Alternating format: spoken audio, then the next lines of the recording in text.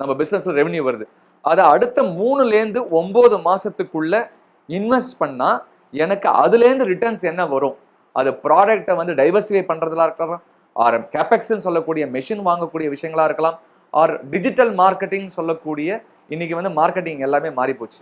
ஒரு காலத்துல பண்ண அவுட் பவுண்ட், அதாவது அவுட் கோயிங், வெளில போயிட்டு அவுட் ரீச் பண்ண மார்க்கெட்டிங் எல்லாமே இன்னைக்கு இன்பவுண்ட் அப்படின்னு சொல்லக்கூடிய, இன்கமிங் அப்படின்னு சொல்லக்கூடிய டிஜிட்டல் மார்க்கெட்டிங் ஆயிடுச்சு. நீங்க கஸ்டமரை தேடி வாடிக்கையாளர் தேடி போறதில்ல, வாடிக்கையாளர் உங்களை தேடி வரணும். நீங்க இன்வெஸ்ட் பண்ற பணம் வந்து மார்க்கெட்டிங்காக இன்வெஸ்ட் பண்ற பணம் வந்து தொடர்ச்சியா எப்பவுமே இன்டர்நெட்ல இருக்கு. இதுல டிஜிட்டல் மார்க்கெட்டிங்ல பண்ணா. பிசிக்கல் மார்க்கெட்டிங்ல பண்ணும்போது ஒரு வாரம் கண்ணில் பார்ப்பாரு கஸ்டமர் மார்க்கெட்ல நீங்க பண்ற அட்வர்டைஸ்மெண்ட்டை. அந்த ஒரு வாரத்துல நீங்க சம்பாதிக்காத விட்டுட்டீங்கன்னா அந்த அந்த மார்க்கெட்டிங் பண்ண எஃபர்ட்டே கூட பாத்தீங்கன்னா நீர்த்து போயிடும்.